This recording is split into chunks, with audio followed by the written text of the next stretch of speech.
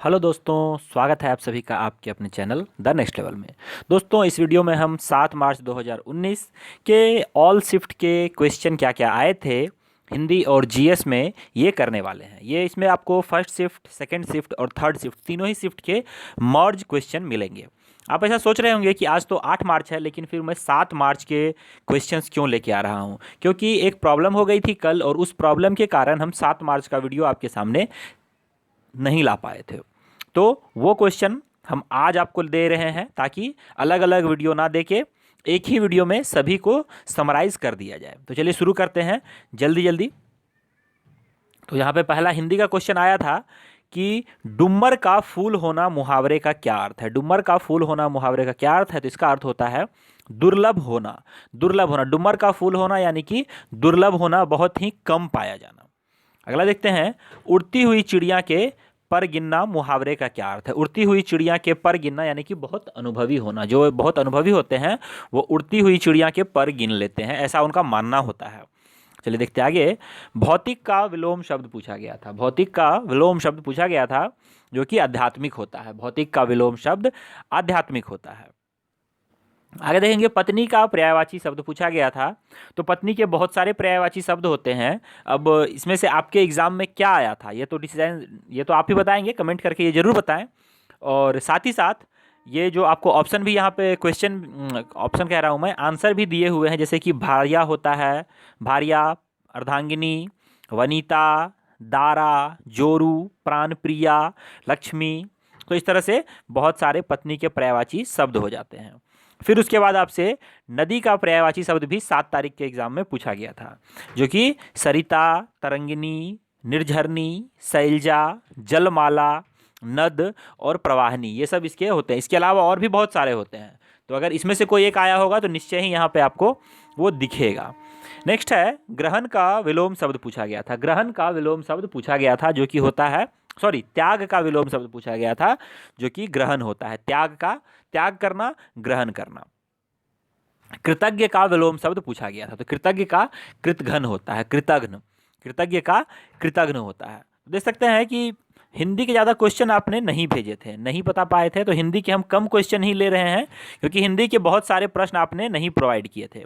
इसके अलावा आपसे हिंदी के कुछ और भी क्वेश्चन पूछे गए थे, जैसे कि पैसेज पूछे जा रहे हैं। उसके अलावा आपसे वर्तनी पूछे जा रहे हैं, जैसे उपर्युक्त का वर्तनी आपसे पूछ लिया गया था किसी शिफ्ट में।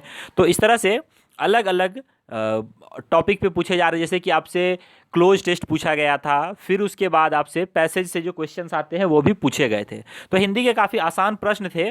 लगभग 24 से 25 मार्क्स तक लगभग सब इसमें श्योरिटी के साथ टिक कर रहे हैं। अब हम देख लेते हैं जीके के कुछ प्रश्न। तो यहाँ पे है, बॉक्साइट के उत्पादन में अग्रणी राज्य कौन सा है? तो ये उड़ीसा है। बॉक्साइट के उत्पादन में सबसे अग्रणी राज्य है उड़ीसा। और यहाँ पर पूरे जो भारत का जितना भी बॉक्साइट पूरे भारत में उत्पादित होता है उसका 50% ये उड़ीसा में ही उत्पादित हो जाता है। तो ये आपको पता होना चाहिए। उड़ीसा की राजधानी भुवनेश्वर है। यहाँ के जो अभी गवर्नर हैं एससी जमीर नहीं, गणेशी लाल है। एससी जमीर पहले थे, वो चेंज होके गणेशी लाल हो गए हैं। और नवीन पटनायक यहाँ के सीएम हैं जो कि बीजू जनता दल के हैं।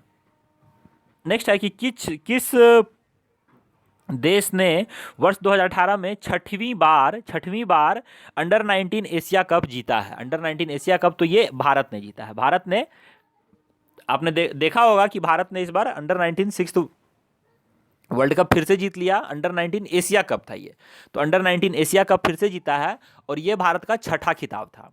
और इसके अलावा भारत ने अंडर 19 वर्ल्ड कप भी जीता था, ये भी आप याद रखें। नेक्स्ट देखते हैं कि निम्न में से किस देश का एचडीआई रैंक में भारत से ऊपर है? तो ये है बांग्लादेश। निम्न में से किस देश का एचडीआई यानी कि ह्यूमन डेवलपमेंट इंडेक्स में जो रैंक आता है वो भारत से ऊपर है? तो यहाँ पे आपके सामने 4 ऑप्शन दिए हुए थे, जैसे कि भारत, म्यांमार, नेपाल और भी कुछ कुछ आए हुए थे। भारत नहीं था उसमें, बांग्लादेश, म्यांमार, नेपाल और भी कुछ कुछ थे। तो उसमें बांग्लादेश आपका सही आंसर हो जाता। आगे देखते हैं कि 6 बार महिला वर्ल्ड बॉक्सिंग चैंपियनशिप जीतने वाली महिला का नाम बताएं। 6 बार महिला वर्ल्ड बॉक्सिंग चैंपियनशिप जीतने वाली महिला, इसमें इन्होंने गोल्ड मेडल जीता है, तो ये एमसी मैरी कॉम है। और इसी के साथ इन्होंने इतिहास भी रच दिया। ऐसा करने वाली ये पहली महिला बन गई। इससे पहले 5-5 खिताब दो महिलाओं ने जीता हुआ था। एक तो एमसी मैरी कॉम थी और एक और दूसरी महिला थी, लेकिन इस बार उन्होंने पार्टिसिपेट, वो जो अगली दूसरी महिला थी वो पार्टिसिपेट नहीं कर पा रही थी और एमसी मैरी कॉम जीत गई थी। दोनों ही अलग अलग फील्ड में थी, दोनों ही अलग अलग वेट में कैटेगरी में खेल रही थी। तो अगर वो खेलती भी तो हो सकता था कि मुकाबला फिर से टाई ही रहता, कि वो भी 6 ये भी 6, लेकिन इस बार वो खेल नहीं पाई थी। तो एमसी मैरी कॉम ने ये नया इतिहास रच दिया। आगे है सुब्रतो कप किस खेल से संबंधित है, ये पूछा गया था।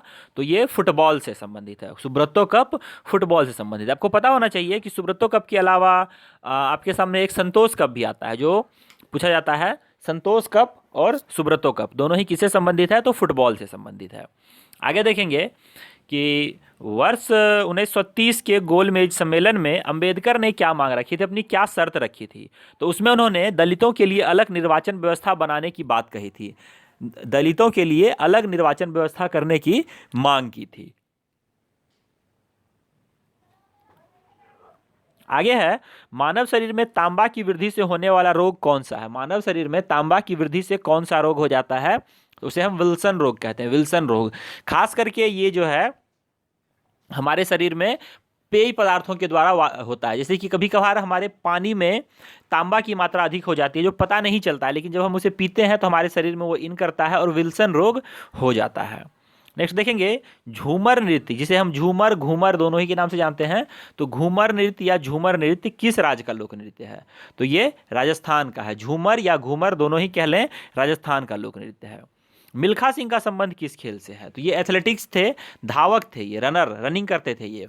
तो आपको पता ही होगा मिल्खा सिंह, इसके ऊपर एक बहुत ही अच्छी मूवी बन चुकी है, भाग मिल्खा भाग, जिसमें फरहान अख्तर ने एक्टिंग की थी मिल्खा सिंह का।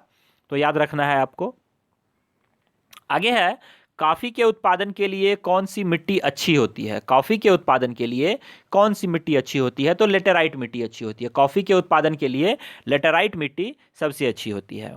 नेक्स्ट है एम एस स्वामीनाथन का संबंध किस क्षेत्र से है। एम एस स्वामीनाथन का संबंध किस क्षेत्र से है, तो ये कृषि से संबंधित है। एम एस स्वामीनाथन जो है इनका संबंध कृषि से है। एम एस स्वामीनाथन, आपको पता ही होगा कि जो ग्रीन रेवोल्यूशन हुआ था, यानी कि हरित क्रांति, ये उनका जो जनक माना जाता है वो एम एस स्वामीनाथन को ही माना जाता है। तो एम एस स्वामीनाथन कृषि से संबंधित है। आगे देखते हैं केंद्र और राज्य के बीच शक्तियों का बंटवारा किस अनुसूची में है, तो ये 7वीं अनुसूची में है। आपको पता ही होगा कि इसमें 7वीं अनुसूची में 3 चीजें हैं, कि एक है संघ सूची, एक है राज्य सूची और एक है समवर्ती सूची, जिसमें जो अलग अलग जगहों पे कहाँ कहाँ कौन कानून बना सकता है ये बातें बताई गई थी। तो संघ सूची में राज्य केंद्र सरकार को कानून बनाने का अधिकार है, संघ सूची में जो जो विषय आते हैं, जो जो क्षेत्र आते हैं, और राज्य सूची में राज्य को विषय बनाने का, राज्य को कानून बनाने का अधिकार है। और समवर्ती सूची में जहाँ पे दोनों के बीच कोलैप्स हो जाता है, यानी कि जहाँ पे दोनों ही विषय बना सकते हैं, दोनों ही उसमें कानून, उन विषयों पे दोनों ही कानून बना सकते हैं। तो ये आपको पता ही होगा 7वीं अनुसूची में है। 8वीं अनुसूची में भाषा का प्रयोग किया गया है, पता ही होगा। और अभी वर्तमान में भारत में कितनी अनुसूचियां हैं, तो कुल 12 अनुसूचियां हैं। आगे देखते हैं उत्तर प्रदेश का वह कौन सा नृत्य है जो कृष्ण जन्माष्टमी पर और होली पर किया जाता है, यानी कि होली पर और कृष्ण जन्माष्टमी पर किया जाता है, यानी कि कृष्ण के जन्म पे किया जाता है। तो ये रासलीला है। रासलीला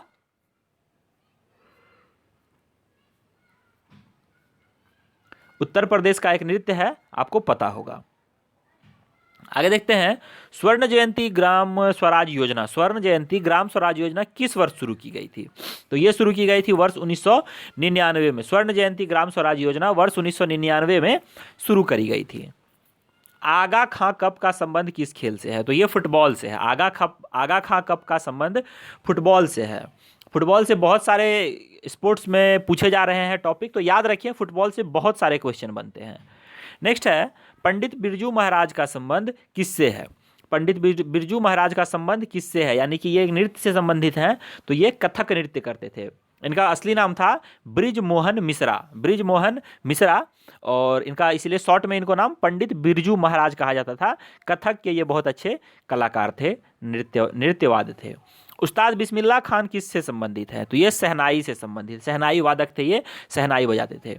इन्हें, इनके बारे में आपको पता होना चाहिए कि इन्हें भारत के जो 4 सर्वश्रेष्ठ पुरस्कार होते हैं, ये चारों ही इन्हें मिल चुका है। यानी कि सबसे जो स्टार्ट होता है पद्मश्री, उसके बाद पद्म भूषण, फिर पद्म विभूषण और पद्म, और ये तो 3 पद्म पुरस्कार हो गए, उसके बाद भारत रत्न, ये चारों ही पुरस्कार ये जीते हुए हैं।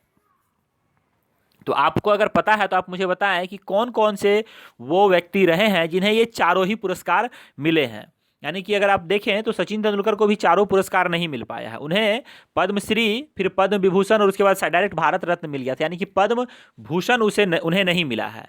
तो इस तरह से बहुत सारे ऐसे हैं जिन्हें पद्म भूषण या पद्मश्री मिला, फिर उसके बाद भारत रत्न मिल गया। तो बहुत से ऐसे भी हैं जिन्हें क्रमानुसार मिला है, पद्मश्री, पद्म भूषण, पद्म विभूषण और उसके बाद फिर भारत रत्न। तो ऐसे कौन कौन से हैं, एग्जाम में सब पूछा जाता है, तो याद रखेंगे तो आपको फायदा करेगा। तो इसीलिए आप बताएं कौन कौन है वो लोग। आगे है, लोकसभा और राज्यसभा में महिलाओं के लिए लोकसभा और राज्यसभा में 1/3 सीटें किसके लिए आरक्षित की गई हैं या फिर की जाने की बात की जा रही है? तो ये महिलाओं के लिए करे जाने की बात कर रही है कि 1/3 सीटें जो है वो महिलाओं के लिए रिजर्व रहेगा। आगे है, विश्वनाथन आनंद को पद्म विभूषण कब दिया गया था? तो ये वर्ष 2007 में दिया गया था। पद्म विभूषण जो है विश्वनाथन आनंद को वर्ष 2007 में दिया गया था। भारत के पहले और सबसे कम उम्र के ग्रैंड मास्टर ये रहे हैं, आपको पता ही होना चाहिए। सबसे पहला अर्जुन पुरस्कार जो है ये इन्हीं को दिया गया था, ये भी आपको पता होना चाहिए। विश्वनाथन आनंद चेस खेलते हैं ये, और अभी वर्तमान में चेस के चैंपियन कौन है? तो नॉर्वे के हैं कार्ल्स मैग्सन है नॉर्वे के। आगे देखते हैं, नर्मदा नदी पर कौन सा बांध बनाया गया है? तो सरदार सरोवर बांध, जिसे life line of Gujarat, Narmada नदी को लाइफ लाइन ऑफ गुजरात भी कहा जाता है, आपको पता ही होगा। और इसी पर बनाया गया है क्या? सरदार सरोवर बांध गुजरात में ही है ये भी, और इससे कुल 4 राज्यों को बिजली जाएगी, ये भी आपको पता होना चाहिए। आगे है, वर्ष 1930 में भारतीय राष्ट्रीय कांग्रेस के अध्यक्ष कौन थे? तो ये थे जवाहरलाल नेहरू। लाहौर अधिवेशन ये हुआ था, लाहौर अधिवेशन। बहुत डीप क्वेश्चन ये चला गया था। आगे देखते हैं, गैर संवैधानिक निकाय कौन सा है? तो इसमें क्या होता है कि ऐसे प्रश्न जब आते हैं तो आपको संवैधानिक निकाय पता होना चाहिए। या संवैधानिक निकाय का क्या अर्थ हुआ कि जिसके बारे में संविधान में चर्चा की गई है वो संवैधानिक निकाय होते हैं, और जिसके बारे में संविधान में चर्चा नहीं की गई है वो गैर संवैधानिक निकाय होते हैं। तो आपको ऑप्शन में ऐसे दिए रहते हैं, तो मैंने कुछ संवैधानिक निकाय यहाँ पे लिख रखे हैं, जैसे निर्वाचन आयोग, संघ लोक सेवा आयोग, राज्य लोक सेवा आयोग, वित्त आयोग, उसके बाद अनुसूचित जातियों के लिए राष्ट्रीय आयोग, अनुसूचित जनजातियों के लिए राष्ट्रीय आयोग, अल्पसंख्यकों के लिए विशेष अधिकारी, और भारत के नियंत्रक और महालेखापाल, जिसे हम क्या कहते हैं, controller and auditor general of India.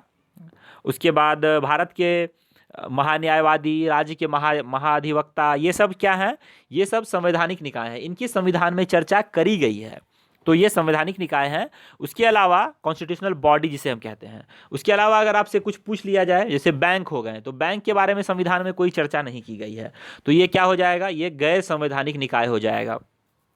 अगर आपसे पूछ लिया जाए रेलवे, तो रेलवे के बारे में भी कोई चर्चा नहीं किया गया है, तो ये क्या हो जाएगा? गैर संवैधानिक निकाय हो जाएगा। तो ये सब आपको पता होना चाहिए। खिलाफत आंदोलन किस वर्ष शुरू किया गया था? तो खिलाफत आंदोलन वर्ष 1919 में शुरू किया गया था, खिलाफत आंदोलन। नेक्स्ट है, कौन सा देश अपने मानव अधिकारों को बढ़ावा दे रहा है? तो ये बांग्लादेश है। बांग्लादेश अपने मानव अधिकारों को, इसीलिए आपने देखा कि HDI में ये भारत से ऊंची रैंक पे चला गया है। नेक्स्ट देखेंगे कि राजा महाराजा पुराने समय में किले किस लिए बनवाते थे? तो आपको पता ही होगा कि इन्हें महल के चारों ओर किला बनवाया जाता था, और किला अगर फतह कर लिया, लोग कहते थे, तो उस राज्य को जीत लिया, यानी कि उसके लिए वो सुरक्षा के लिए, राज्य की सुरक्षा के लिए, राजा की सुरक्षा के लिए किला बनवाया जाता था। और किला बंद हम कहते थे, तो चारों ओर से किला, उसकी बहुत ही शानदार उसकी सुरक्षा रहती थी, बहुत कड़ी सुरक्षा रहती थी, कोई भी ऐसे वैसे नहीं इन कर सकता था किला में, और ये बहुत ही लड़ाई वगैरह में भी काफ़ी काम आता था। नेक्स्ट देखते हैं, विंग्स ऑफ फायर पुस्तक के लेखक कौन थे? तो ये APJ अब्दुल कलाम थे, APJ अब्दुल कलाम। नेक्स्ट देखेंगे कि केंद्र सरकार ने किसानों की आय को दोगुना करने का लक्ष्य किस वर्ष तक रखा है? तो वर्ष 2022 तक रखा गया है। गुंडलू नृत्य किस राज्य का है? गुंडलू, तो ये आंध्र प्रदेश का है। गुंडलू नृत्य आंध्र प्रदेश से संबंधित है। किसान का हल किस श्रेणी का उत्तोलक है? साइंस से क्वेश्चन आया था, किसान का हल किस श्रेणी का उत्तोलक है? तो यह तृतीय श्रेणी का उत्तोलक है। किसान का जो हल है यह तृतीय श्रेणी का उत्तोलक है। गेटवे ऑफ इंडिया कहाँ स्थित है? गेटवे ऑफ इंडिया मुंबई में स्थित है और इंडिया गेट दिल्ली में स्थित है, याद रखें। फुटबॉल का दूसरा नाम पूछा गया था आपसे, तो सॉकर है। फुटबॉल का दूसरा नाम क्या है? सॉकर है। नेक्स्ट है वर्ष 1930 में मुस्लिम लीग के अध्यक्ष कौन थे? तो मोहम्मद इकबाल थे। वर्ष 1930 में मुस्लिम लीग के अध्यक्ष मोहम्मद इकबाल थे। और उसके बाद India wins freedom, India wins freedom के पुस्तक के लेखक कौन थे? तो ये थे अबुल कलाम आज़ाद, अबुल कलाम आज़ाद। तो दोस्तों इसी के साथ हमारा ये जो वीडियो है ये समाप्त होता है। अगर आप ऐसे ही वीडियो देखना चाहते हैं तो हमारे चैनल को सब्सक्राइब जरूर करें। जय हिंद, जय भारत।